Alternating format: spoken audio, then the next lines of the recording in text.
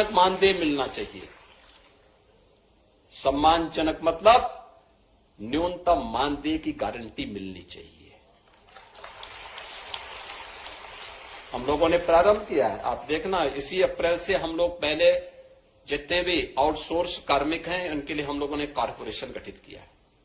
पहले क्या होता था, ये जितने आउटसोर्सर कंपनियां थी ज्यादातर कोई ना कोई माफिया या कोई ना कोई नेता संचालित करता था। और शोषण कहां से करता था? सरकार से पाता था 10,000 12,000 और उसको मिलता था 5,000 6,000। वह सरकार से भी लेता था, उस कार्मिक से भी लेता था, और साथ साथ नियुक्ति के समय भी उससे पैसा लेता था। हमने कहा भी 4,000 5,000 6,000 रुपए में क्या होगा किसी का? आज के समय में इतना पैसे से क्या कोई देखभाल कर पाएगा? और विभाग को बुला के मैंने बहुत सख्ती से कह रखा है, हर हाल में इसको लागू करो। अप्रैल से मैं चाहूंगा कि इस व्यवस्था को लागू करने की तैयारी करो। अब हम कॉर्पोरेशन को आगे बढ़ा रहे हैं, शोषण मुक्त व्यवस्था बनाएंगे, सम्मानजनक मानदेय अपने कर्मचारियों को देंगे।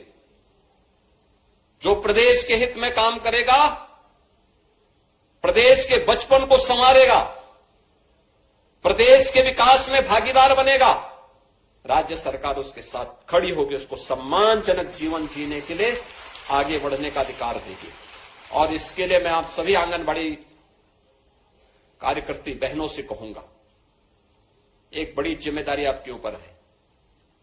यद्यपि आपकी कार्यनिष्ठा पर कोई संदेह नहीं, क्योंकि जब इस संकट में प्रदेश था, हम लोगों ने कोरोना जैसी चुनौतियों को झेला है। और उस समय मैं देखता था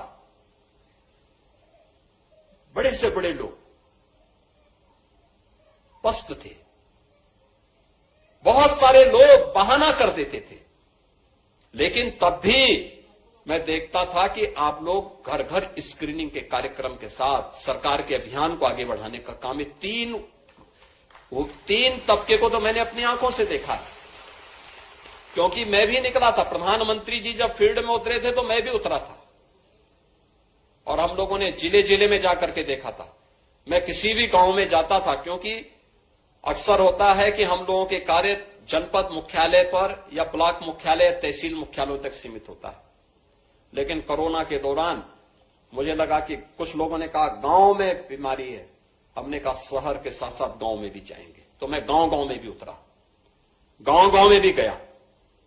कई कई किलोमीटर हमें सड़क मार्ग से चलना पड़ा, और मैं देखता था, जब मैं किसी गांव में अचानक जाता था तो मुझे ये 3 वर्ग में से कोई एक देखने को मिलता था, या तो आंगनबाड़ी या आशा वर्कर या एएनएम में कोई ना कोई वहां मुझे दिखाई देती थी स्क्रीनिंग करती थी।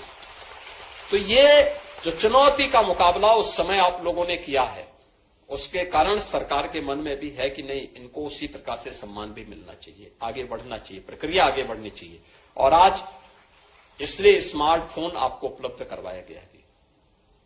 आज मैं इस अवसर पर आप सबसे इस बारे में कहूंगा, ये जो कुछ भी आज आपको 23,647 आंगनबाड़ी केंद्रों में सक्षम आंगनबाड़ी केंद्र के रूप में जो विकसित किया जा रहा है, जिसमें LED TV, RO water, nutrition garden, pre school kit, ये सभी विकसित हो रही है। आंगनबाड़ी केंद्र अब दिखेंगे, और अगर स्मार्ट आंगनबाड़ी केंद्र होगा तो आपका मानदेय भी स्मार्ट होना चाहिए ना। और इसी के लिए हम लोग आज आए हैं बोलने के लिए कि मैंने विभाग से कह दिया है, अति शीघ्र ये ट्रेनिंग कराओ और मानदेय का प्रस्ताव प्रस्तुत करके बड़ा समारोह करके इन लोगों के मानदेय को अभी से प्रारंभ करिए, जिससे अति शीघ्र इनको एक मानदेय प्रारंभ हो जाए।